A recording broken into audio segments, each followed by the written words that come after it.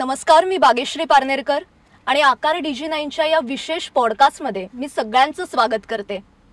नृत्य, डान्स आपल्या सगळ्यांनाच आवडतो. म्हणजे काहींना करायला आवडतो तर काहींना बघायला. पण शेवटी या कलेतून आपल्याला आनंदच मिळतो. आणि आता हल्ली जर पाहिलं तर इंस्टाग्रामवर रील्स असतात. एखादं गाणं आलं त्यानंतर त्याच्या स्टेप बघायच्या, तशाच हुबेहूब करायच्या आणि रील्स ते व्हायरल होतात. आता नायक नायिका म्हणजे हिरो हिरोईन ते नृत्य जे आहे, तो डान्स आहे, तो आपल्यापर्यंत पोहोचवत असतात. पण या सगळ्या नृत्याला आकार देण्याचं काम पडद्यामागचा एक कलाकार करत असतो आणि तो म्हणजे कोरिओग्राफर, नृत्य दिग्दर्शक. त्या गाण्यामागचा सगळा विचार, ती मेहनत त्या कोरिओग्राफरची असते. आणि आज आपण मराठीतल्या अशाच एका सुप्रसिद्ध कोरिओग्राफरशी गप्पा मारणार आहोत. आणि खरं म्हणजे मी गाण्यांची नावं जर घेतली तर ते तुमच्या लक्षात येईल. म्हणजे चंद्रा असेल किंवा कट्यार काळजात घुसली किंवा आत्ताचा चर्चेत असलेला चित्रपट म्हणजेच संगीत मानापमान. वेगळी ओळख करून देण्याची गरज नाहीये. तर आज आपल्या सोबत आहे सुप्रसिद्ध कोरिओग्राफर दीपाली विचारे. नमस्कार ताई. नमस्कार. आकार DG9 मध्ये मी खूप मनापासून स्वागत करते. खरं म्हणजे तुमच्या जर एक एक गाण्यांची नावं घेतली तर हा एपिसोड त्यातच संपेल. तर आपण डायरेक्ट गप्पांना सुरू करूया. पण या सगळ्या विषयावर मी येणारच आहे की कोरिओग्राफी काय असते किंवा काय. पण नृत्य कलेशी तुमची मैत्री कशी जमली, तो प्रवास काय? मी लालबाग परळ एरियातनं वाढली आहे. म्हणजे माझं माहेर परळ आहे. तर आमच्याकडे संस्कृती ही अशी वाहती आहे अजूनही इतकी वर्ष. तर गणेशोत्सव आणि अनेक अनेक अनेक फेस्टिवल्स आमच्याकडे साजरे केले जातात आणि त्यातनंच याची सुरुवात झाली. माझी शाळा शिरोडकर हायस्कूल. आमच्या शाळेमध्ये खूप बाकी ॲक्टिव्हिटीजला प्राधान्य दिलं जायचं आणि दिलं जातंय अजूनही. माझी ही पूर्ण आवड जोपासली गेली ती माझ्या शाळेकडून, माझ्या शाळेच्या सरांकडून. मग ते कदम सर असतील, तळाशीलकर सर असतील आणि बाकी फडतरेबाई असतील आमच्या. त्यांनी खरं तर मला माहीतच नव्हतं की असं काही ह्याच्यात काही आपण करू शकतो किंवा मला नाच येतो का मला कळतो का, हे सगळं त्यांनी माझ्याकडनं करवून घेतलं बहुतेक. आणि ते बीज माझ्या शाळेने माझ्यात रोवलं, जे रुपारेल कॉलेजनी पुढे वाढवलं. आणि मग अनेक माझ्या गुरूंचे आशीर्वाद, माझ्या गुरु श्रीमती आशा जोगळेकर ज्यांच्याकडनं मी क्लासिकल शिकले आणि माझे फोकचे गुरु पुरव सर. आणि तसंच हळूहळू हळूहळू हळू हे वाढत गेलं. आणि अजूनही शिकण्याचा प्रयत्न चालू आहे. कारण हा समुद्र आहे ना, आपल्याला असं वाटायला लागतं ज्या क्षणी की अरे मला थोडं काहीतरी येतंय की तेव्हा लक्षात येतं अरे हे खूप अथांग आहे, म्हणजे अजून आपल्याला काहीच चाललं नाही, अजून खूपच प्रयत्न करावे लागतील. सो ही प्रोसेस चालू आहे आणि तिथूनच सुरुवात झाली आहे नाचाची आणि मग गुरूंचे आशीर्वाद. खरं म्हणजे ती कला प्रवाही असते असं आपण म्हणतो आणि त्या प्रवाहात आपण वाहत जातो. आणि तुमच्यातले जे सुप्त कलागुण होते त्याला शाळा किंवा कॉलेजमध्ये वाव मिळाला असं म्हणायला हरकत नाही. अगदी. आणि आईबाबांना ते जाणवलं की अरे हे काहीतरी, कारण आमच्याकडे कोणीच काहीच संबंध नाही, म्हणजे नाचाशी तर दूर दूर पर्यंत संबंध नाही जेव्हा मी काहीतरी याच्यात करायला सुरुवात केली. पण आईबाबांचा प्रचंड विश्वास होता आणि त्यांना वाटलं की जर मुलीला हे आवडतंय तर हरकत नाही, म्हणजे तिला त्याच्यात करू दे. फक्त बाबांचं असं होतं की शिक्षण मात्र पूर्ण झालं पाहिजे. कारण उद्या आपल्याला माहित नाही की तू कुठल्या वळणावर असशील आयुष्यात की जिथनं तुला या फील्डमध्ये काही काम नाही मिळालं तर तू काय करशील. तर त्यांचं म्हणणं होतं तुझ्या पोट भरण्यापुरती तुला एखादी चांगली नोकरी असायला हवी, इतकं तुझं शिक्षण हवं. म्हणून मी BA एंटायर इकॉनॉमिक्स मध्ये BA केलं. मग LLB केलं कारण मला असं वाटलं होतं की मी युनिफॉर्म सर्व्हिसेस मध्ये जाईन. कारण मला खूप आवड होती, NCCत होते. सो मला वाटलं खूपच आकर्षण होतं मला युनिफॉर्मचं. पण ते काही झालं नाही. नंतर मग मी सोडून दिलं आणि हेच करते. मला वाटतं ते सोडून दिलं तेच चांगलं झालं. कारण आमच्यासारखे जे कलाकार आहेत किंवा आम्हाला आवडतं, आम्ही मुकलो असतो एका चांगल्या कलाकाराला. पण माझ्या आईला आणि माझ्या भावाला अजूनही असं वाटतं की मी IASच व्हायला हवं होतं. पण ठीक आहे, ते खुश आहेत मी जे करते त्यात. पण ते मी केलं असतं तर त्या दोघांना जास्त आनंद झाला असता. पण आय एम हॅपी. मला खूप नशिबान आहे, मी जे मला आवडते ते मला करायला मिळतं. बरोबर. म्हणजे बऱ्याच जणांना माहिती आहे की तुम्ही लॉयर आहात, पण तरी लॉयर आणि कला म्हणजे हे दोन विरुद्ध टोक आहेत, ते कसे तुम्ही साधले? कारण म्हणजे आधी मी म्हटलं जसं की मला UPSCच्या एक्झाम्स द्यायच्या होत्या, तर तुम्ही नुसतं BA वरती काही होत नाही, म्हणजे तिथे खूपच अभ्यास असतो.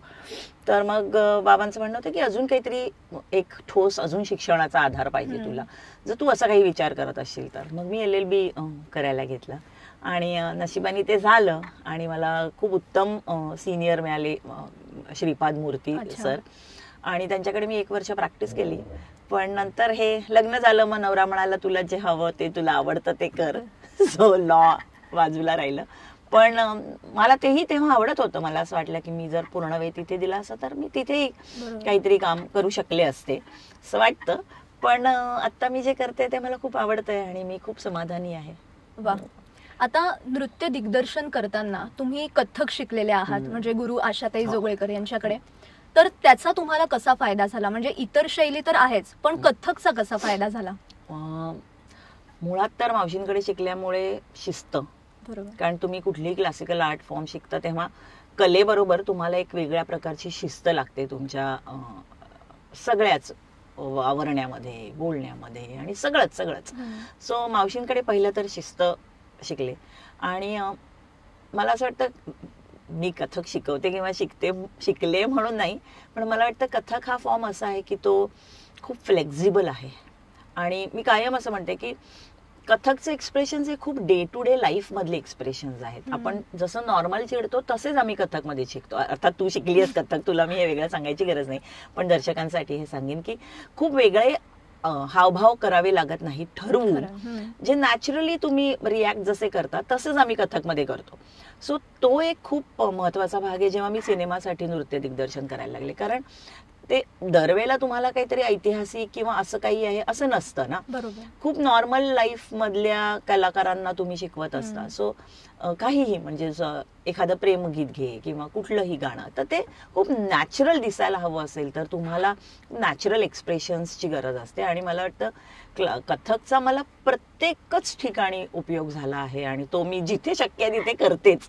आणि माझ्या नशिबाने मला सेमी क्लासिकल बेसची पण खूप, म्हणजे आता जर मी म्हणायला गेले तर कट्यार काळजात घुसली मधलं सूरनिराग असो हे माझ्या वाट्याला आलं, सुबोधच्या, अर्थात सुबोधमुळे मी म्हणेन. आणि शंकर एहसान लॉय यांचं म्युझिक, तर मग काय बोलायचं आपण त्याच्यावर. आणि मानापमान, म्हणजे सूरनिरागस ते मानापमान, किंवा त्यापूर्वीही मी अनेक गाणी केली आहेत ज्याला क्लासिकल बेस वापरता आला मला. मी सुश्रुत भागवतची एक फिल्म केली होती, त्याचा एक सुंदर मुजरा होता, हिंदी गाणं होतं ते, तर तेही मला करता आलं कारण मी कथक शिकले. आणि अशी खूप गाणी आहेत, मला आता पटकन नावं नाही घेता येणार, खूप वर्ष चाललंय हे, पण गेली आता 26-27 वर्ष मी हे करते. तर त्या दरम्यान मला खूप गाणी अशी करायला मिळाली ज्याच्यात मला कथकचा वापर करता आला. मी खूप लावण्या सुद्धा कोरिओग्राफ केल्यात, कारण खूप फिल्म अशा लावणी प्रधान, तमाशापट खूप केलेत मी यापूर्वी पण. तर त्याच्यात सुद्धा जे काही सुरुवातीचे तोडे असतात, म्हणजे ढोलकीचा जो तोडा असतो, तर त्याच्यात पण जेव्हा तुम्ही कोरिओग्राफ करता तेव्हा तुम्ही जर कथक बेसचे असाल तर इट इज इझियर, तुम्हाला जास्त सोपं पडतं असं मला वाटतं. तर अर्थात लावणीचा बाज ठेवून त्यात मला कथक कसं वापरता येईल, तर हे मी दरवेळेला पाहते की जिथे काही सेमी क्लासिकल गोष्टी असतील तर फक्त कथक नाही, मला काही बाकीच्या शैलींचे पण आकर्षण आहे, तर त्याही मी पाहिल्यात. मी शिकले नाहीये, मी शिकले फक्त कथक आहे, पण मी वेस्टर्न शिकले आहे. वेस्टर्न म्हणजे संदीप सोपरकरकडे मी 7-8 वर्ष शिकले. सो जेवढ्या काही त्याच्या ज्या स्टाईल्स आहेत, म्हणजे सगळं क्लब डान्सिंग आणि तर किंवा बॉलरूम डान्सिंगच्या सगळ्या स्टाईल्स मी त्याच्याकडे शिकले. तर तेही जिथे मला शक्य आहे ते मी करते. किंवा इंडियन बॅले स्टाईल, तर मी सचिन शंकर बॅले युनिटमध्ये नोकरी केली कॉलेज आणि ते पॅरलल करून. तर सचिनदांकडे मी क्रिएटिव्ह डान्स ज्याला म्हणतात, म्हणजे कंटेम्पररी आणि ज्याच्यात कंटेम्पररी आहे, ज्याच्यात फोक आहे, त्यात म्हणजे एकदम अशी बारीक लाईन आहे वेस्टर्न आणि इंडियन ह्याच्या मध्ये. खूप वेगळी स्टाईल आहे ती, जी तनु दीदी आहे, तनुश्री शंकर, त्या सुद्धा खूप त्याचा प्रसार आणि प्रचार करतात. तर ती स्टाईल मी शिकले होते. त्यामुळे या सगळ्या स्टाईल्सला धरून मला माझी कोरिओग्राफी करायला जास्त आवडतं. आणि बहुतेक म्हणून माझी आपली एक स्टाईल आहे, चांगली का वाईट ते लोकच ठरवतात, पण ती माझी एक स्टाईल आहे ज्याच्यात मला फोकही वापरता येतं, कारण पुरवसरांमुळे. आणि ही स्टाईल येते सचिनदांमुळे. अशा, आणि मावशी तर आहेतच आयुष्यभर माझ्या पाठीशी, त्यामुळे कथक तर जिथे शक्य आहे तिथे कथक घुसवायचा प्रयत्न. म्हणजे प्रयोग जे आपण म्हणतो प्रयोगशील कला असतात या, कारण त्याच्यात काही ना काही प्रयोग करता येतात, तसं हे आहे. आता पहिलं हे प्रत्येकाच्या बाबतीत खूप जवळचं असतं, तशी पहिली कोरिओग्राफी कुठली होती आणि काय आठवण आहे त्याची? पहिली कोरिओग्राफी तर शाळेपासूनच काही ना काहीतरी सुरू होतं. अगदी ज्याच्यासाठी मी आयुष्यभर ऋणी राहीन ती म्हणजे माझी पहिली फिल्म एक होती वादी. अच्छा. भाईची, अजय फणसेकरची. आणि ती माझा भाऊ सुशांत शेलार तो त्यात काम करत होता. आणि तेव्हा माझं गाणं, आता मी हे कसं विसरले, पहिला अल्बम जो मराठीतलं पहिलं रिमिक्स व्हिडिओ होता, त्याचं टाइम्स कंपनीचा तो होता. आणि तेव्हा खूप मोठी होती ती, अर्थात आताही आहे, पण खूप मोठी कंपनी. आणि त्यांनी ढगाला लागली कळचं रिमिक्स केलं होतं. ते पहिलं व्हिडिओ आहे आणि तो पहिला रिमिक्स मराठी व्हिडिओ होता, ज्याला आता 26 वर्ष होऊन गेली, जास्त मला वाटतं. तर तो जेव्हा मी केला, आता वीरेंद्र प्रधान नावाचा आता खूप मोठा डिरेक्टर आहे वीरू, तर वीरूकडे त्याचं सगळ्याचं कोऑर्डिनेशन होतं. आणि मार्लन रॉड्रिक्स नावाचा डिरेक्टर होता, राजेश मापुसकर होता त्या प्रोजेक्टमध्ये. आणि ते माझं पहिलं व्हिडिओ. आणि तिथून सुरुवात झाली. मग मी शाहीर नावाची एक सिरियल केली, ज्याच्यात खूप सगळ्या शाहिरांवर एक एपिसोड, एक दोन एपिसोड अशी ती सिरियल. मला खूप शिकायला मिळालं. अजित एम जोशींनी प्रोड्यूस केली होती. आणि आमचे चारू दुखंडे ते कॅमेरामन आणि बाकी सगळं मदत करायला होते. सो ते एक अख्खं प्रोजेक्ट, ज्याच्यामुळे मला सगळ्या लावण्या त्याच्यात मी केल्या. म्हणजे मला वाटतं की त्याचे जेवढे एपिसोड होते 90-100 एक लावण्या सगळ्या, म्हणजे त्या शाहिरांच्या ज्या प्रमुख काही लावण्या होत्या तर त्या सगळ्या त्या प्रत्येक एपिसोड मध्ये आल्या. त्यामुळे त्या सगळ्या फेमस लावण्या मला तेव्हा एक 25-1 वर्षापूर्वी करायला मिळाल्या. आणि मग पहिला फिल्म. सो असे अल्बम पहिली सिरियल आणि पहिली फिल्म, असे वेगवेगळ्या माध्यमात काम करायला मिळालं. अगदी. आता मी याला धरूनच एक प्रश्न विचारणार होते की चित्रपट, मालिका, नाटकासाठी सुद्धा तुम्ही कोरिओग्राफी करता, एखादा अवॉर्ड शो असेल किंवा रियालिटी शो, माध्यम वेगळी आहेत, मग त्यामध्ये काही कोरिओग्राफ करताना काय विचार असतो किंवा काय आव्हानं असतात प्रत्येक ह्याची? सगळ्यात पहिलं तर जेव्हा तुम्ही इव्हेंट्स करता किंवा रियालिटी शो करता, तर त्यात तुला वन मोर नाही आहे ना. तुम्ही एकदा स्टेजवर गेलात की तुम्हाला गाणं लागलं की ते गाणं जसं सुरू होईल तसं ते संपतं, ते थांबवता येत नाही. त्यामुळे त्याची कोरिओग्राफी ही ह्या सगळ्याचा विचार करून करावी लागते की मला असं हवंय म्हणून मी असं करू तर तसं होत नाही ते. त्यामुळे ते मला असं वाटतं की ते थोडं कठीण आहे, कारण सगळ्याचाच विचार करावा लागतो आणि ते एकदाच होणार आहे. आणि पूर्वी तरी एवढं नव्हतं की ते एकदा केलं तर कोण बघतंय, पण आता तसं नाही आहे ना. ते एकदा केलेलं पण रेकॉर्ड होतं आणि हे सगळे इव्हेंट्स आता रेकॉर्ड होतात आणि ते अजून काही वर्षांनी पण बघितले जातील. सो तोही एक विचार करावा लागतो की करायचं एकदाच त्या परफॉर्मरला, पण ते असं असायला हवं की ते अजून काही वर्षांनी आपण बघितलं तरी बरं वाटावं आपल्याला स्वतःला. त्यामुळे तो एक विचार आहे. त्याच्यात त्याला काही कॅरेक्टरचा विचार वगैरे करावा लागत नाही. त्या इव्हेंटचं काय स्वरूप आहे त्यानुसार ती कोरिओग्राफी केली जाते. रियालिटी शोचं थोडं वेगळं आहे, कुठच्या स्टेजला आपण कुठल्या लेवलला ती कोरिओग्राफी करतोय, कुठेपर्यंत माझा कंटेस्टंट आलाय आणि मग मी काही एक्सपेरिमेंट्स करू शकते का वगैरे, तो एक विचार असतो. फिल्मसाठी तर गणितच वेगळं आहे. म्हणजे भले भले जे स्टेजवर एकदम सॉलिड नाचतात त्यांना पण जेव्हा फिल्मच्या गाण्यासाठी कोरिओग्राफ करावं लागतं किंवा नाचावं लागतं, परफॉर्म करावं लागतं, तेव्हा ते कधीतरी कठीण होतं, कारण त्याची एनर्जी लेवल वेगळी लावावी लागते जेव्हा तुम्ही स्क्रीनसाठी काम करता. मी जसं स्टेजवर नाचते या जोशात, त्या सेम जोशात मी फिल्मला नाही नाचू शकत, कारण फिल्मला ते एकदा नाही चांगलं झालं तर समजा काही कॅमेराची प्रॉब्लेम आहेत, माझ्यासाठी काही प्रॉब्लेम आहे, काही स्टेपचा प्रॉब्लेम आहे, लाईटचा, 1000 प्रॉब्लेम्स येऊ शकतात, तर ते तितक्यांदा तुला पुन्हा पुन्हा करायचं, तर म्हणजे थकून जाईल ना आर्टिस्ट. बरोबर. आणि ते कॅमेराला सुद्धा तसं योग्य नाही दिसत ती एनर्जी. मग आपल्याला रिअलाइज होतं अरे काहीतरी वेगळं का वाटतंय, अरे हा जरा जास्त उत्साहात का नाचतोय, एवढी त्याला गरज आहे का या ह्याच्यासाठी. कारण जेव्हा तुम्ही स्टेजवर नाचता तेव्हा त्या शेवटच्या माणसापर्यंत ते पोचावं लागतं ना, म्हणून तुम्ही तेवढी एनर्जी लावावी असं असतं.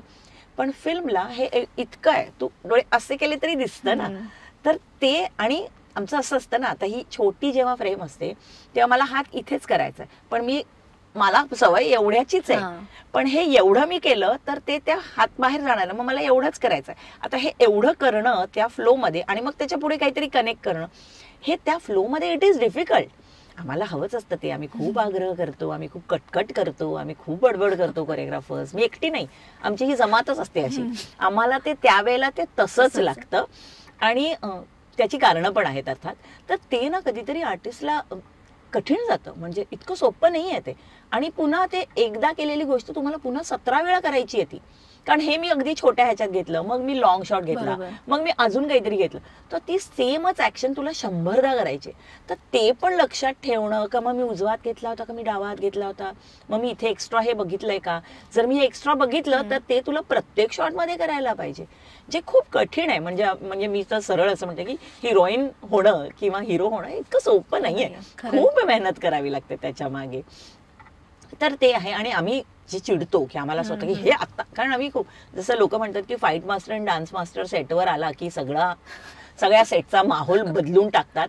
आणि कितीही शांत डिरेक्टर असेल की दे काय 20 दिवसाचं शूटिंग असेल ते एकदम शांत झालेलं असतं, एकदम शांतपणे, काही आरडाओरडा नसतो. पण जेव्हा आम्ही सेटवर येतो तेव्हा आम्ही फक्त बोंबाबोंब आधी करतो, अरे इसको बाजू कर, हा का उभा इकडे आला, म्हणजे आम्ही इथेच बोलतो.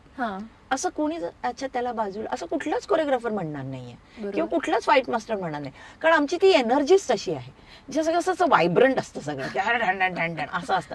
कारण म्हणजे एक शेड्यूल असतं ना फिल्मचं, तर ते 20 दिवस आहे, 25 दिवस आहे, तर ते 25 दिवस आहेत त्या अख्ख्या टीमकडे किंवा त्या डिरेक्टरकडे पूर्ण करायला त्यांचं काम.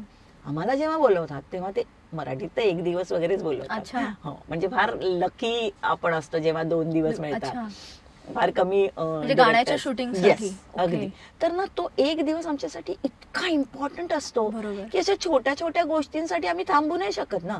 एकतर आम्हाला ते वेळेवर सुरू व्हावं लागतं, जर ते सुरूच वेळेवर नसेल झालं तर आधीच आपलं टेम्पर गेलेलं असतं, कारण आपल्याला ते गाणं त्या दिलेल्या वेळात पूर्ण करायचं आहे. नाहीतर मग ते त्या दिवशीची पूर्ण जबाबदारी आपल्यावर असते ना. सो आम्हाला असं असतं की आम्हाला आता बाकी काही हो जगात, आम्हाला आमचं आत्ता काम हे पूर्ण करायचं. मग त्यासाठी आम्ही साम दाम दंड भेद सगळं आमचं काम आम्हाला नीट करायचं असतं, कारण त्याच्यावर खूप गोष्टी डिपेंड असतात. म्हणजे मी समजा मी 40, 20, 10 डान्सरला मी घेऊन एखादं गाणं करते आणि ते दिलेल्या वेळेत पूर्ण झालं नाही, समजा माझं गाणं उरलं, तर दुसऱ्या दिवशी ते करावं लागेल. आता दुसऱ्या दिवशी मी म्हणते, पण त्या सगळ्या लोकांची अवेलेबिलिटी पाहिजे, त्या मेन आर्टिस्टची अवेलेबिलिटी पाहिजे, आणि मग ते परत करायचं म्हणजे तेवढा खर्च परत आला, जे प्रोड्युसर म्हणजे मग पुढे बोलवणारच नाहीत ना आपल्याला. आणि सिन्स माझं आयुष्य मराठी फिल्ममध्ये काम करण्यात गेलंय, तर मला ह्या सगळ्या गोष्टीची इतकी जाणीव आहे की आपण उगाचच खर्चात नको पाडूया, कारण उद्या तो प्रोड्युसर जगला पाहिजे ना, तर तो पुढच्या फिल्म्स करेल. आणि मी असं नाही म्हणत की मलाच बोलवा, पण कुठल्या तरी कोरिओग्राफरला बोलवणार आहे, तो माझ्या लोकांना काम मिळणार आहे, मी नाही तर अजून कोणी. पण त्यांनी जर उभा राहिला पुढे आयुष्यात तरच चालणार आहे, नाही का. नाही असे आम्ही जर प्रोड्युसरलाच बसवून टाकलं तर मग कसं चालेल. सो मला असं वाटतं ह्या सगळ्या गोष्टींचा खूप बॅक ऑफ द माइंड विचार करावा लागतो जेव्हा तुम्ही काम करता. त्यामुळे आमची जी तणतण असते ना, ही सगळी त्याच्यासाठीच असते की भाई काम वेळेवर आम्हाला पूर्ण करून देऊ दे आणि ते उत्तम झालं पाहिजे. कारण त्या आर्टिस्टला पण आपल्या त्याच्या अंगाने पण घ्यावं लागतं ना. दरवेळेला असं नाही होत की मला पाहिजे, तसं नाही करतायत. कधीतरी त्या एखादी स्टेप अशी असते की त्यात तो अडकूनच जातो आर्टिस्ट, की ते कधीतरी बर्डन येतं ना, एवढे सगळे लोक आहेत आजूबाजूला आणि आपल्यामुळे उशीर होतोय, ते गिल्ट फिलिंग पण येतं. मग त्या स्टेप ऐवजी काय करूया, चल हे कर, चल हे तुला बरोबर वाटतंय, आता मग हे कर, चल करून घेऊया आपण काम. अशा पण खूप गोष्टी, खूप ऍडजस्टमेंट करून आम्हाला ते त्या वेळेला पूर्ण करायचं असतं. पण रिहर्सल तुम्ही आधी करता का? अगदी. मी रिहर्सल शिवाय कामच नाही करत. मी खूप एकदम साधी ओल्ड स्कूल कोरिओग्राफर आहे आणि सेटवर रिहर्सल वगैरे आपल्याला माहित नाही. कारण एकतर ना मी ज्यांच्याबरोबर काम करते त्यांना मी आणि मला ते माहित पाहिजे. बरोबर. कारण प्रत्येकाचा स्वभाव वेगळा असतो ना, आणि माझा स्वभाव तर एकदम असा आहे की आता व्हायला हवं असं. तर आणि दरवेळेला असं नाही होत की मी काम केलेल्याच आर्टिस्ट बरोबर मी काम करते, कधी नवीन लोक असतात, तर मला माहित नाहीये त्यांची कपॅसिटी काय आहे. मग असं नको की मी तुला ग्रँटेड घेऊन मी थोडं साधंच बसवलं कारण मला माहित नाही तुला येईल का, आणि जेव्हा मी तुला बघते तेव्हा तू एकदम एक्स्ट्रॉर्डिनरी आहेस, मग मला असं होईल की अरे यार आपण काय एवढं साधं कोरिओग्राफ केलं, इथं सॉलिड नाचते. सो ह्या सगळ्या गोष्टी नंतर मला पछतावाच नको असतो त्याचा. आणि दुसरं म्हणजे जेव्हा तुम्ही एकदम वेल प्रिपेअर्ड असता ना, रिहर्सल करून मग डिरेक्टर बरोबर डिस्कस करून मग सगळ्या रिहर्सल झालेल्या असतात, तो आर्टिस्टच इतका कम्फर्टेबल असतो ना, मग पटपट पटपट होऊन जातात कामं. मग सेटवरती प्रोडक्शनचं काही बिघडत नाही आणि त्यांना काही वेगळे आपल्यासाठी वेळ खर्च नाही करावा लागत की रिहर्सलच चालली आहे मग त्याच्यातच वेळ चाललाय. आणि तेव्हा सगळ्या लोकांचा वेळ असतो ना, कॅमेरा डिपार्टमेंट, सेटिंग, ह्या त्या सगळे लोक असतात, मग ते बसून राहतात, मग तो वेळ फुकट आहे ना. सो मला असं वाटतं सगळ्यांनी आधी रिहर्सल करायला पाहिजे. आणि एक दिवस 1.5 दिवसात तुम्हाला जर गाणं करायचं आणि एकदम मोठं डान्स नंबर गाणं आहे तर ते तुम्ही रिहर्सल केलं असेल तर इट्स इझी ना, आणि डान्सर्स असले की मजा येते. सो ती एक धमाल आहे. सो पण रिहर्सल शिवाय नाही, म्हणजे कोणीही आर्टिस्ट असो. आणि मला असं वाटतं की आतापर्यंत मी खूप मराठीतल्या सगळ्या मोठ्या लोकांबरोबर मी काम केलंय, मोठ्या आर्टिस्ट बरोबर काम केलंय, पण त्या प्रत्येकाने प्रत्येक जण रिहर्सलला आलाय. असं कधीच झालं नाहीये की ओ हे आहेत ना, ह्यांना नको हा रिहर्सल, असं नाही. इनफॅक्ट मला असं वाटतं जे सिनियर लोक आहेत ना तर त्यांनाच आधी असं वाटत असतं आम्ही रिहर्सलला कधी यायचं ते सांग बाबा, आधी आम्हाला आधी प्रिपेअर होऊ दे. म्हणजे अगदी इतकी तयारी असते लोकांची. मला वाटतं की रिहर्सल शिवाय पर्याय नाही. ती एक शिस्त आहे, त्यामुळे ते पाहिजे. आता चित्रपटाचं गणित हे तर खूप वेगळं आहे, पण तुम्ही अनेक मालिकांसाठी सुद्धा दिग्दर्शन केलंय किंवा नाटकासाठी सुद्धा, तर त्यात काय फरक असतो? खूप गंमत आहेत वेगळ्या. मी आधी खूप टायटल सॉंग्स खूप केली आधी, म्हणजे घडले बिघडले, आणि खूप खूप खूप बापरे आभास हा आता मला आठवत पण नाही, खूप वर्ष झाली. आय थिंक कुंकू टिकली आणि टॅटू आय थिंक ते माझं आय थिंक सगळ्यात शेवट आता मी केलेलं तेच आहे. ते पण खूप मजेशीर होतं आणि आय थिंक विरूच होतं ते.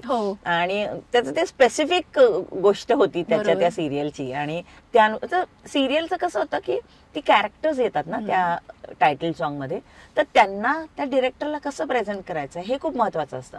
तर त्याची सिरियलच त्या याच्यावरती होती. आणि मग त्याच्या ऑफकोर्स त्याला काय हवंय, जेव्हा आम्ही सिरियलचं काम करतो किंवा अर्थात मी दरवेळेला म्हणते की आम्ही तर दाई असतो, आम्ही फक्त मुलाला जन्म द्यायला एक मदत करतो, त्याला छान वाढवतो आणि आई बाबांच्या हाती देऊन टाकतो. जसं तो बाबा जो असतो किंवा आई असते तिला आम्ही ते देऊन टाकतो आणि त्याला जसं हवं तसं ते त्याला फुलवतात किंवा. सो सिरियलचं पण म्हणजे तसंच आहे की ते कॅरेक्टर काय करणार आहे किंवा त्याला त्या टायटलमध्ये त्याला काय पोचवायचं आहे लोकांपर्यंत. कारण त्या टायटलवरती तुमचं व्ह्युअरशिप पण डिपेंड करते ना, की अरे अच्छा हे कॅरेक्टर असं आहे का, मग काय करेल बरं हे सिरियलमध्ये. तर ती उत्सुकता आणि ते कुतूहल वाढायला हवं लोकांच्या मनात, म्हणून आम्हाला बोलवतात ना की तुम्ही काहीतरी बरं करून द्या. सो आम्ही त्या डिरेक्टरला जे हवंय तर ते आम्ही त्या पद्धतीने मांडण्याचा प्रयत्न करतो. आणि थोडं कॅची असायला लागतं की ते लोक थांबतील जेवताना आणि बघतील आणि मग पुढे सिरियल बघतील, असं एक आमच्या मनात असतं की मग ते लोकांना आकर्षित करावं आमचं काम आणि मग ती सिरियल ही छान चालावी. 4 दिवस सासूची पण खूप गाणी केली मी. आय थिंक ती सगळ्यात मोठी सिरियल होती. मी खूप काम केलं त्याचं. खूप सिरियल्स आहेत ज्याच्यासाठी मी काम केलं. नाटकं खूपच नाटकांना कोरिओग्राफ केलंय मी. मला आता पटकन सांगणं कठीण होईल. गंगूबाई नॉन मॅट्रिक आठवतंय मला, किंवा सिद्धूचं पण नाटक होतं एक. खूप नाटकं केलं. तर त्या नाटकांना पुन्हा तसंच आहे, पण नाटकाला कोरिओग्राफ करताना हा विचार करावा लागतो की ते कॅरेक्टर्सच नाचतात. फार कमी वेळा डान्सर्स येऊन नाचतात ना, कॅरेक्टरलाच त्या, आणि तो त्या स्टोरीचा एक भाग असतो. बरोबर. मला इथे आला एक माणूस आणि नाचला आणि गेला आणि मग नाटक पुढे सुरू झालं असं होत नाही. तेच अरे हा आमच्या Mayuresh all the best musical Mahesh दादाचं मांजरेकर महेश दादांचं प्रोडक्शन होतं, तर ते पण मी कोरिओग्राफ केलं होतं. त्याच्यात काय आहे, आर्टिस्टच नाचतो त्या सीन मधनं ते गाणं सुरू होतं, कथेचा भाग म्हणून असतं. आणि ते असं नाही आहे ना की आता ह्यांचा नाच बघा, असं नाहीये. त्या स्टोरीला पुढे नेतं कधीतरी एक गंमत म्हणून ते आलेलं असतं. आणि तो जो आर्टिस्ट आहे किंवा ते जे सगळे कलाकार आहेत ते नाचतात आणि मग त्याच्यानंतर तेच पुढे कंटिन्यू करणार आहेत सीन. तर मग ते कोरिओग्राफ करताना असं करावं लागतं की त्याचा दम, त्याला इतका दम नको लागायला की त्याच्या पुढचं त्याला वाक्यच म्हणता येणार नाही. सो ती कोरिओग्राफी करताना खूप विचार करावा लागतो की अच्छा आता मी जर ह्या म्युझिकला एवढं नाचवलं तर त्याच्या पुढच्या काही गोष्टी जिथे ते गाणं संपत येईल तिथे अशा काही स्टेप्स असाव्यात की जिथे त्याचा दम पुन्हा त्याला जमवता येईल आणि जेव्हा गाणं संपेल तेव्हा तो त्याच ताकदीने त्याचं वाक्य पुन्हा म्हणू शकेल. आणि असंही असतं ना की दरवेळेला काही खूप चांगले डान्सर्स नसतात ना, प्रत्येक चांगला ऍक्टर हा चांगला डान्सर असतो असं नाही. फार कमी वेळा मयुरेश सारखे मुलं असतात की जी एकदम सॉलिड नाचतात आणि त्यानंतर त्याच ताकदीने तो म्हणू शकतो. मयुरेश खूप मस्त नाचायचा त्याच्यात आणि त्याच ताकदीने तो पुढे, कारण तो basically he is a good dancer. पण दरवेळेला असं होत नाही. हम तो तरी आशिक आहे मला वाटतं ज्याच्यात जितू आपला आणि मुक्ता संजय मोनेचं नाटक, त्याच्यात खूप अशी छोटी छोटी छोटी गाणी होती आणि मुळात हे काय दोघंही ग्रेट ऍक्टर्स कमाल आहेत तिघही, पण डान्सर्स काही ग्रेट नाहीत ना. पण मग त्याच्यासाठी अशा गोष्टी केल्या की ज्या ते इतके गोड करायचे आणि त्यांच्या डान्सर्स म्हणजे कौतुक ऐकलं मी म्हणलं अरे, आणि त्या ताकदीने मग ते पुन्हा, कारण की ते खूप गोड कॉन्सेप्ट पण संजयची इतकी क्यूट होती ती, आणि ते अर्थात त्याला जसं हवंय तसं ते कोरिओग्राफ केलं जायचं आणि त्यानंतर ते पुन्हा मस्त त्यांच्या रोलमध्ये पुन्हा छान त्याच ताकदीने म्हणायचे डायलॉग्स. सो खूप वेळा शिकायला पण मिळतं जेव्हा तुम्ही चांगल्या डिरेक्टर्स बरोबर काम करता, तेव्हा खूप नव्या गोष्टी शिकायला मिळतात. अर्थात संजय काय बोलू मी संजय मोनेबद्दल, तर त्याच्याबरोबर काम करताना पण ही गंमत शिकायला मिळाली. त्याच्यात खूप जुन्या गाण्यांवरती परफॉर्मन्सेस होते आणि ते इतकी गोड करायचे तिघही, आणि मुळात तिघही माझे लाडके आहेत. सो त्यांच्याबरोबर काम करण्याची एक वेगळी मजा आहे. तेव्हा पण खूप शिकायला मिळालं की कसं करावं लागेल, कारण जितूची एनर्जी खूप आहे ना. पण मग तरी मग संजयचं इथे बास आता ह्याला असं करो, ह्याला साधं करो, आता त्याला म्हणायचंय डायलॉग्स. सो ते खूप शिकायला मिळालंय आणि खूप वेगळी मजा आहे. प्रत्येक माध्यमाची एक वेगळी मजा आहे. म्हणजे वेगवेगळ्या माध्यमात काम करताना तुम्हाला त्या पद्धतीने तो विचार करावा लागतो आणि त्या पद्धतीने ते सगळं दिग्दर्शन असतं. आता चंद्रा या मेन विषयाकडे येणार आहे. चंद्रमुखी मधली ही लावणी आणि प्रचंड गाजली, म्हणजे आजही ती आहे चर्चेत आणि यापुढे पण राहणार आहे. पण असं खूप कमी वेळा होतं की अशी कोरिओग्राफी करायला मिळते आणि ती लोकांच्या लक्षात राहते. तर त्याचे किस्से ऐकायला आवडणार आहेत की नेमकी कशा पद्धतीने ती तयार झाली. याच्या आधी हिरकणीच्या वेळेस, हिरकणी झाल्यानंतर मला प्रसाद भेटला, कारण मी सध्या अमेरिका आणि भारत अशा फेऱ्या खूप मारते. तर तेव्हा तुम्हाला काय तू नव्हतीस, मला पाहिजे होतं तू एक गाणं करायला. म्हटलं अरे आता सांग, आता कधी असेल तेव्हा मला सांग, मी आधी ऍडजस्ट करीन, तू सांग. आणि मग नेमकं पॅन्डेमिक होतं आणि मी भारतात होते. तर मग मी त्याला फोन केला की मी आता सध्या भारतात आहे, तुला करायचं असेल काही तर मला कळव. आणि चंद्रमुखी डोक्यात होतं त्याच्या. सो त्यांनी फोन केला की आपण करूया. मला माहित नव्हतं एवढ्या पटकन आम्ही काहीतरी करू शकू. आणि त्या चित्रपटातली 2 गाणी मी कोरिओग्राफ केली आहेत, एक चंद्रा आणि एक सवाल जवाब. दोन्ही माझी फेवरेट आहेत. सवाल जवाब जरा जास्त फेवरेट आहे खरं, कारण अशा गोष्टी फार कमी करायला मिळतात. मग त्यांनी बोलवलं आणि अमृताचं पण खूप महत्वाचं चित्रपट होता आणि तिलाही असं वाटलं की मी ही फिल्म करायला हवी आणि खूप मेहनत केली अख्ख्या टीमनी, कारण ते त्याचं कॅरेक्टरचं ओपनिंग होतं. बरोबर. त्यामुळे त्याच्यासाठी हे गाणं खूप महत्वाचं होतं.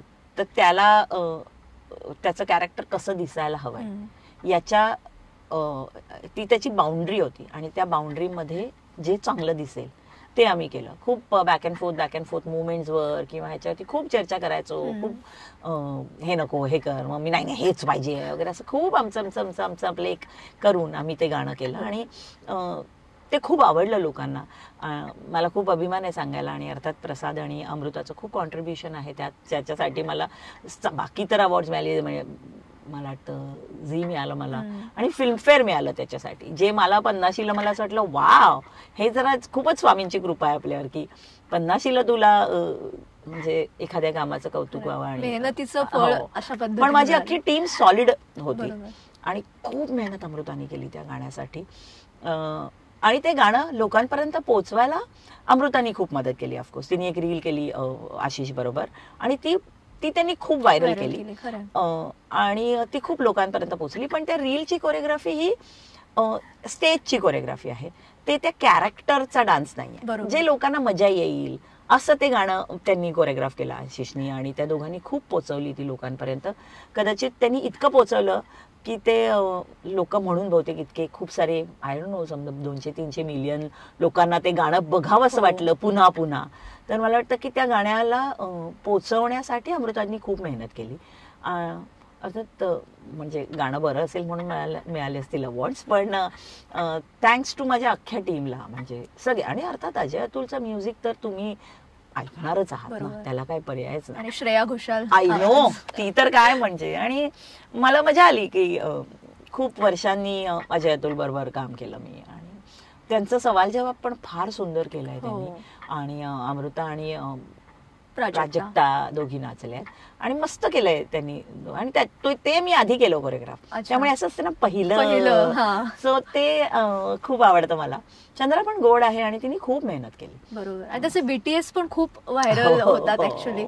आता त्यामध्ये मला एक प्रश्न, म्हणजे तुम्ही डान्स तर तो बसवला, पण आदिनाथचे जे मधले आहेत काही, तर त्यामध्ये पण तुमचा रोल असतो का? म्हणजे कसं तुम्ही काय तेव्हा काय असतं? अर्थात म्हणजे जेव्हा आम्ही मी आणि प्रसाद आधी खूप डिस्कशन्स ह्याची होतात ना, आणि तो तसा अभ्यासू डिरेक्टर आहे, त्यामुळे त्याचं कॅरेक्टरचं म्हणजे आदिनाथचं काय कॅरेक्टर आहे त्या गाण्यात कळतं. सो त्याने काय रिॲक्ट करायचंय हे, अर्थात म्हणजे इथे मी असं केल्यावर त्यांनी एक काही रिॲक्शन द्यावी अशी माझी इच्छा आहे, तर ही करावी. तर मग त्याच्यावरती त्याचं अच्छा नाही, हा इतकं नाही करणार, इतकंच करेल. सो हे अर्थात जागा त्याच्या ठरवल्याच जातात. बरोबर. म्हणजे आम्हाला माहिती असतं ना, मी हे केल्यावर कोणीतरी काहीतरी त्याच्यावरती दाद द्यावी किंवा बघावं किंवा व्हॉट एव्हर. मी पदर उघडल्यावरती एक पहिली जी त्याची रिॲक्शन आहे ती असायला हवी. सो ह्या सगळ्या जागा तर आमच्या ठरलेल्या असतात जनरली जेव्हा मी कोरिओग्राफ करेन. पण त्या कॅरेक्टरनी कितपत रिॲक्ट करायचं हे अर्थात डिरेक्टरचा कॉल असतो. पण सिन्स मला फिल्म माहिती होती, मी खूप त्याचे नरेशन्स ऐकले होते, त्याची कॅरेक्टर मला सगळी माहिती होती, त्यामुळे आणि तो सेटवर होता पूर्ण वेळ.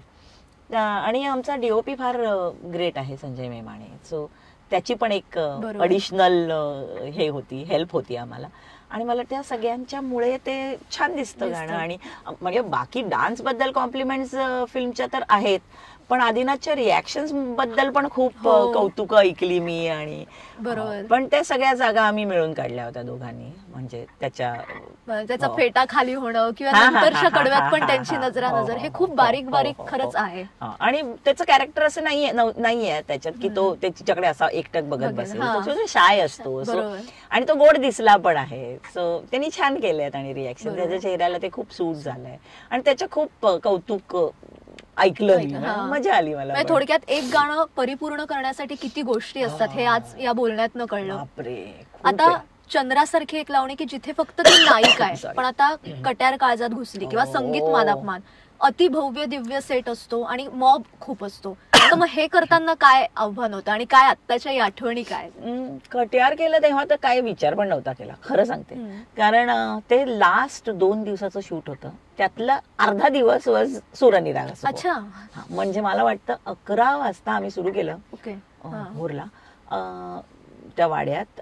11ला सुरू केलं, आम्ही 5ला संपवलं होतं गाणं. अच्छा, सूरनिराग असं होईल म्हणजे पूर्ण कोरिओग्राफी. हो, कारण त्याच्यानंतर त्यांचं अजून थोडं काम बाकी होतं. आणि डान्सेस वगैरे असं काही आधी ठरलं नव्हतं. पण ते गाणं ऐकल्या म्हणजे त्याने मला सांगितलं सुबोधनी की हे तुला करायचंय आणि हे आता गाणं आहे जे तुला करायचंय. आणि फिल्म ऑलमोस्ट डन होती. माझा मित्र आहे रत्नकांत जगताप, त्याला ईपी पण होता. दीपा, ह्या गाण्याला तुझं नाव लागलं पाहिजे, ह्या पिक्चरला तुझं नाव लागलं पाहिजे. तेव्हा मला काही माहित नव्हतं की किती काय मोठा पिक्चर, याला काय असं वाटतंय. माझ्यासाठी शंकरजींचं गाणं, शंकर एहसान लॉयन्सचं म्युझिक आणि शंकरजी स्वतः ऍक्ट करणं, मला इथे संपलेलं. आणि सुबोध, मग अजून काही विचारच कोणीच विचार नाही करणार ना. तर माझ्यासाठी सुबोधनी ये तू कर आणि जा, माझ्यासाठी तेवढंच बास होतं. आणि गाणं ऐकलं मी म्हटलं डान्सच घेऊया काय, तुला काय हवं ते कर ग, तुला फक्त ते चांगलं करून दे. आणि मग आम्ही त्या ज्या मुली आहेत त्या माझ्या अकॅडमीच्याच आहेत, मुंबईच्या अकॅडमीच्या माझ्या सगळ्या सिनियर्स आहेत. मी म्हणलं एक काहीतरी गंमत येईल त्यांना घेतलं तर, म्हणून मी त्यांना बोलवलं. आणि सांगलीचे आर्टिस्ट आहेत आणि त्यात काही माझे लोक आहेत जे आमचे फडतरे सर जे प्रोड्युसर आहेत, तर त्यांनी काही डान्सर्स मला पुरवले होते. कारण देयर वॉज नो बजेट, शून्य बजेट, कारण की आता संपायला आली आहे फिल्म, राईट. तर त्यातल्या त्यात आपल्याला काय छान करता येईल ते करूया. आणि मग सगळेजण त्याच्यासाठी हेल्प करत होते. आणि आम्ही सुरू केलं सकाळी. आणि शंकरजी आले आणि त्यांनी पहिल्यांदाच असं, आता त्यांनी या फिल्मला पण केलंय, जे सुभाषनी केलं गाणं. पण ते त्यांच्यासाठी पहिलं असा अपिअरन्स होता, एक मराठी फिल्म. पण नशिबाने त्यांनी आधी अख्खी फिल्म शूट केली होती, त्याच्यामुळे ही वॉज व्हेरी कम्फर्टेबल. पण आता गाणं हा कोरिओग्राफरच करतो ना, तर त्यांना आधी असं वाटलं होतं की सुबोध रहेगा. तर सुबोध म्हणजे आला, बघितलं आणि ही वॉज देअर. कारण की गाणं त्यांचं इंट्रोडक्शन सारखं होतं आणि सिम्पल गाणं होतं. आणि हे डान्सर्स वगैरे बघितले ते म्हणाले, अरे मुझे मालूम ही नहीं था इसमें डांसर्स भी है, मैं कुछ और करता ना. म्हणलं सर नहीं, मतलब आपने ये इतना करके रखा है, इसके लिए मुझे इनको बुलाना पड़ा है. अरे नहीं नहीं, मुझे मालूम होता ना आप लोग हो तो कुछ करता मैं और. सर नाही, हे आत्ताच खूप ग्रेट आहे गाणं. आणि त्यांना खूप मजा आली आणि त्यांना गंमत वाटली की अरे हीच करणार आहे का. म्हणजे हे मी म्हणलं, मग त्यांना सांगितलं की कोरिओग्राफर असतो आणि तो गाणं हे कोरिओग्राफर करणार. त्यांना पण खूप मजा आली. आणि माझ्यासाठी तर like once in a lifetime experience होता की शंकरजींना आपण कोरिओग्राफ करतोय. आणि आमचे सुधीर पलसाने सर ज्यांनी कॅमेरा केलाय आणि तेच या सेम टीम, कट्यारचीच टीम आहे. तर इतकी मी त्यांना पण मी पहिल्यांदा भेटले होते, पण ते अख्खं गणित इतकं कमाल जुळून आलं आणि विचारही नाही केला. आणि तेव्हा एवढं मीडियाला आत्ता जसं आहे इंस्टाग्राम एवढा आहे, तेव्हा काही नव्हतं. त्यामुळे अशी सुरनेरा कसे रील झाले असं काही झालं नाही. आणि मी तशी खूप लो प्रोफाईल आहे, म्हणजे मला माझ्या जगात राहायला आवडतं. मी माझे डान्सर्स, माझं घर, माझा नवरा, माझी मुलगी, माझे नातेवाईक, अशी बहुतेक मी खूप माझी आहे. आता ह्या ट्रेंडमुळे मला धक्का मारून मारून मारून मारून आता माझीच मुलं मला शिकवायला लागली आहेत की नाही दीदी हे केलं पाहिजे, आपल्याला हे केलं पाहिजे. आणि त्यांचेच ते हातपाय मारत असतात आणि ते करत असतात. पण मला असं वाटतं की मी काम झालं की माझं संपलंय काम. एकदा गाणं शूट झालं, ते एडिट करून झालं की जे काय व्हायचं ते होईल त्या गाण्याचं. पण आता ह्या मुलांच्या ट्रेंडमुळे त्यांना मी तुम्हाला जे हवं ते करा, त्यामुळे ते जसं सांगतात तसं मी कधी कधी ऐकते, कधी कधी नाही ऐकत. त्यामुळे आता संगीत मानाप म्हणजे खूप बीटीएस बापरे. हे माझे जे आता असिस्टंट पण ते अजून यंग नवी मुलं यायला लागली, तर त्यांना खूप असतं असं की सतत शूट करणं. जसं मी आता सचिन दादांची पण फिल्म नवरा माझा नवसाचा 2चं एक गाणं केलं, सुपारी फुटली, सोनूनी गायलं जे. आणि आम सो लकी, मला मजा येईल सांगायला, हे सोनूनी सुपारी फुटली पण सोनूनी गायलंय आणि आमच्या मानापांचं चंद्रिका पण सोनूनी गायलं. सो मला असं वाटतं त्यांनी मराठीतली बाकी गायली असतील मला माहित नाही, पण आता जी 2 गाणी गायली त्याची कोरिओग्राफी करायचा मला मान मिळाला किंवा माझं नशीब की ती 2 गाणी मी कोरिओग्राफ करू शकले. सो त्या गाण्याच्या वेळेस पण माझ्या मुली सतत, ती माझी द्विती म्हणून माझी असिस्टंट आहे आणि आधीच्या पण सगळ्या मुली म्हणजे रूपा, तेजू, बंटी, ते सगळेजण असे. आता त्यांना ते असं असतं की व्हिडिओ करूया, दीदी काहीतरी शिकवते तर व्हिडिओ करूया. सो त्यांनी ना ते सगळं खूप करून ठेवलंय आणि आता ते मला प्रेशर करत असतात की आता हे टाक, आता हे कर, हे कर, हे कर, असं करत. आणि आता प्रोडक्शन हाऊसेस पण बीटीएस टाकायला लागले. म्हणजे चंद्रमुखी पासून पण मला असं वाटतं सुरुवात झाली असेल त्याची. म्हणजे मला तरी तेव्हापासूनच कळतंय. तर आता ती ट्रेंड आहे, ती मुलं खूप मागे असतात. माझा आता पवन म्हणून माझा मुलगा आहे, ज्याला माधवी जी माझी सगळ्यात सिनियर मोस्ट स्टुडंट आहे, ते खूप साथ देतात त्याला. आणि तर ते त्यांचं चालू आहे असं की नाही हे पोचायला पाहिजे. कारण कदाचित जे काम मी केलंय ते मला असं वाटतं की माझं म्हणणं आहे की काम झालं तर ते आता ज्यांच्यापर्यंत पोहोचायचं ते पोहोचलं. सो मी किती पोचायला हवे याची मला फार गरज नाही वाटत, पण त्यांना असं वाटतं की तू जे केलंयस ते लोकांना कळावं, तू केलंयस हे कळावं, किंवा तू किती काम केलंयस हे लोकांना कळावं. कारण आताची जनरेशन ही जी अशी वाली जनरेशन आहे त्यांना हे माहित नाही. आणि बहुतेक माझ्या टाईपच्या लोकांना असं वाटतं की मी माझं असं फार मला असं वाटत नाही. कारण कामच इतकं देवाच्या कृपेने आपल्या वाट्याला आहे की तेच एक झालं की मला असं वाटतं चला आता दुसरं ह्याच्यावर काम करूया असं. सो त्या गोष्टी फार मला खूप नाही आहे आवड.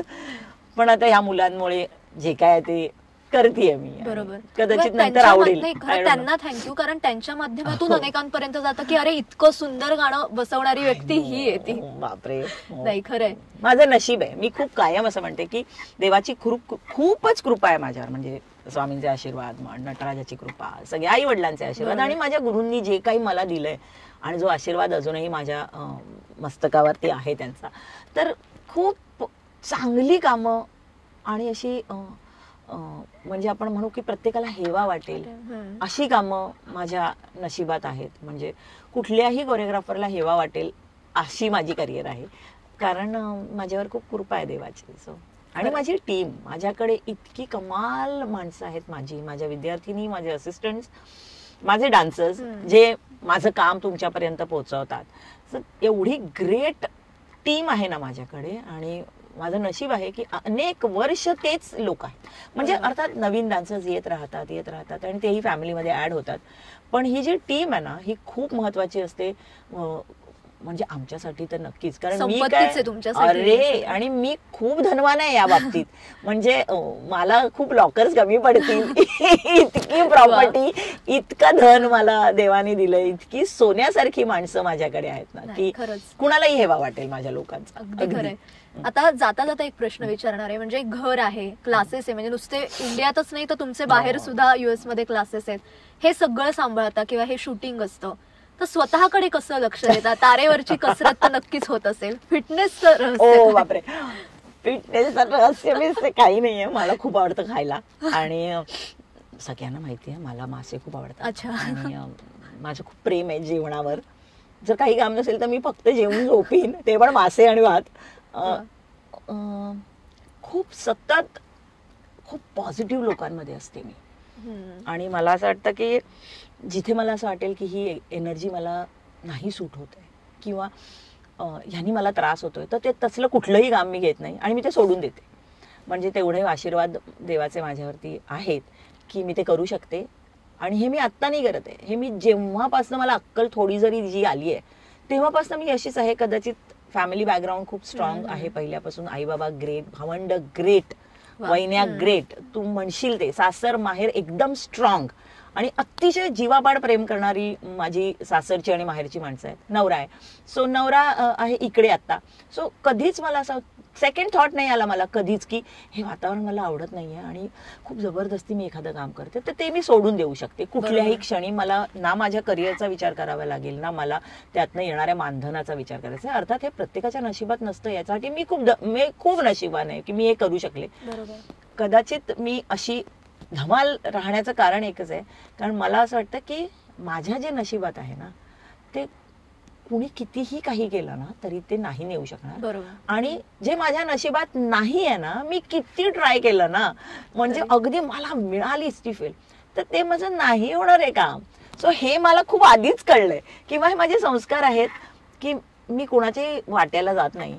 माझं मी, माझी लोक, मी, माझं जेवण, माझे विद्यार्थी, माझे डान्सर्स, माझं घर, माझी मुलगी. आणि नशिबाने तिला पण हे कळतंय, तिचं नाव तनय आहे आणि तिला पण या सगळ्या गोष्टीची जाण आहे. आणि मला असं वाटतं की हेच एथिक्स आहेत. तिच्या आजूबाजूच्या सगळ्या माझ्या मुलींना, माझ्या मुलांना ती बघते, भावंडांना बघते, तर हेच एथिक्स घेऊन ती वाढली आहे.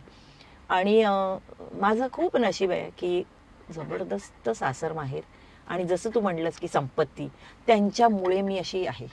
स्ट्रॉंग सपोर्ट सिस्टीम सगळ्याच बाजूने, म्हणून मला मज्जा येते.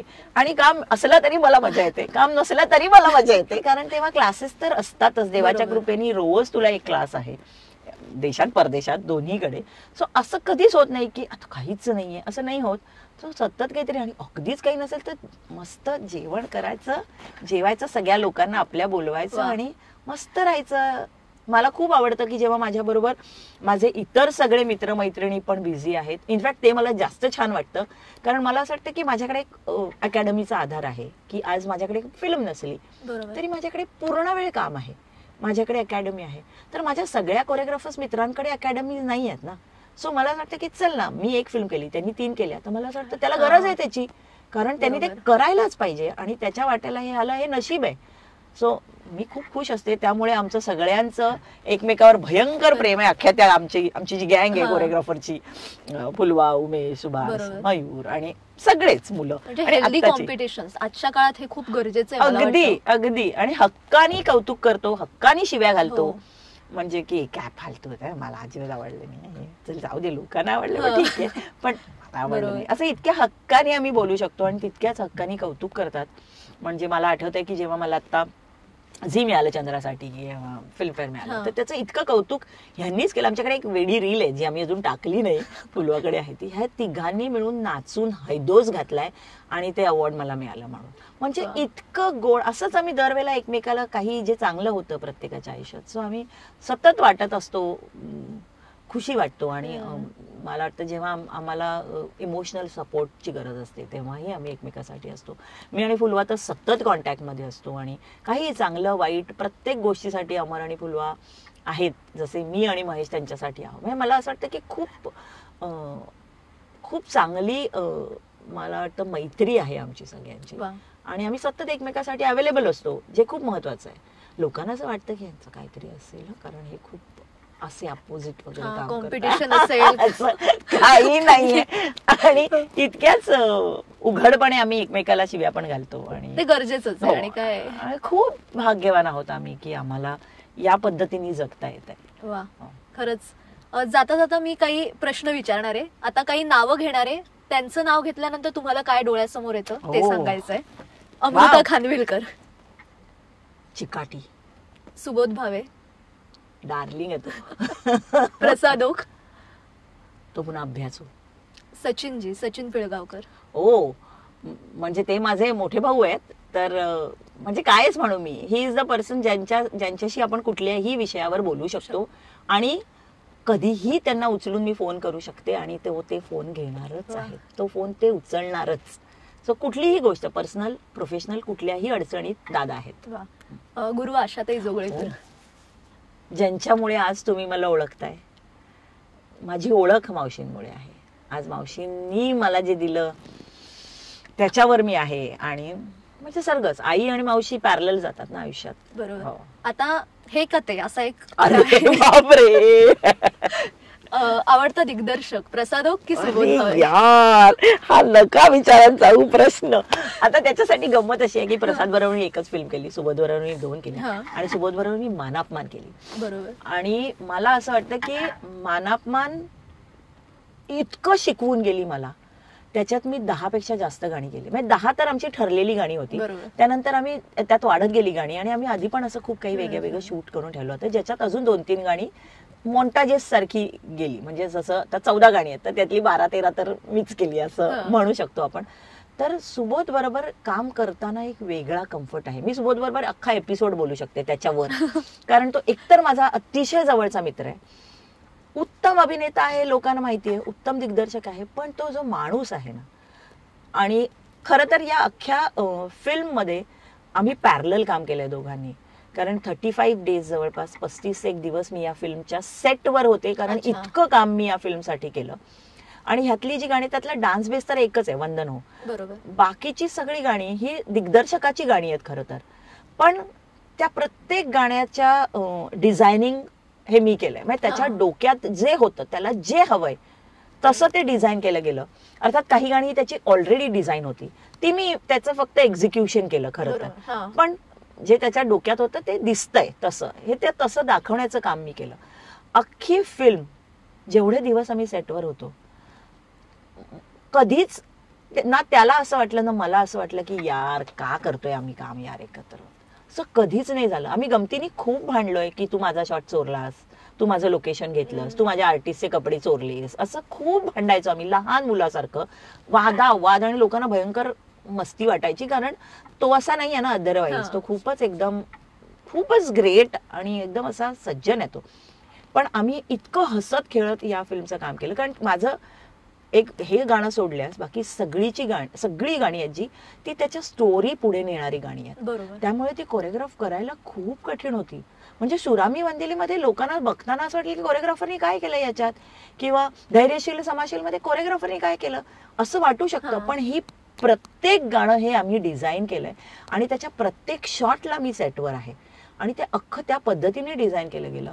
आणि त्या माणसाने इतका मोकळा हात मला ही फिल्म करताना दिला ना, मी मस्तीत त्याला म्हटलं होतं बापरे या फिल्म नंतर काय करू रे मी, कारण इतकं काम, इतकी व्हरायटी. आणि त्याच्यामुळे मला एक गाणं असं करायला मिळालं या फिल्म मधलं जे वन शॉट आहे.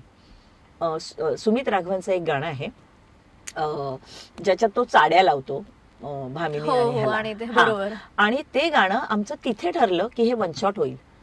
आमच्याकडे स्टडी कॅम ऑपरेटर होता, आमचे डिरेक्टर आणि डीओपी. तर कारण तेव्हा प्रसाद सुतार आमचा जो VFX हेड आहे, सुपरवायझर, मोठा माणूस आहे खूप, तर तोही तेव्हा होता. आणि तेव्हा अचानक असं ठरलं की आता हे आपण असं करतोय गाणं. आणि मग ते तिथल्या तिथे आम्ही डिझाईन केलं. म्हणजे आणि मग ते इम्प्लिमेंट झालं आणि इतका सॉलिड एक्सपिरियन्स मला वाटतं परत कधी मिळेल मला, किंवा कुठल्याही कोरिओग्राफरला अशी 10, 11, 12 वेगळी वेगळी गाणी करायला मिळणे माझं किती नशीब आहे. हे निव्वळ सुबोधमुळे आहे. आणि आधी पण त्याचं हे ड्रीम प्रोजेक्ट होतं. म्हणजे आम्ही आधी खूप 2-3 वर्ष आम्ही हे ऐकत होतो, गाणं ह्याचे ड्राफ्ट ऐकत होतो, त्याच्यावरती खूप बोलत होतो, खूप मजा वाटत होती. पण मी हे पिक्चर करणार असं काही ठरलं नव्हतं. हे फिल्म मी नसती केली ना तरी मी निदान 8-10 दिवस तरी सेटवर गेलेच असते असं मला वाटतं. पण नशिबाने मी करू शकले. आणि सुबोध मंजिरी आणि ऑफकोर्स, कारण म्हणजे मी कायम सांगते की ती माझी अशी सपोर्ट सिस्टीम आहे आणि ती खूप अशी एकदम स्ट्रॉंगली उभी राहते माझ्यासाठी. त्यामुळे सुबोध मंजिरी माझ्यासाठी खूप इम्पॉर्टंट आहे माझ्या लाईफ मध्ये. आणि चंद्रा की सवाल जवाब, ओ गॉड,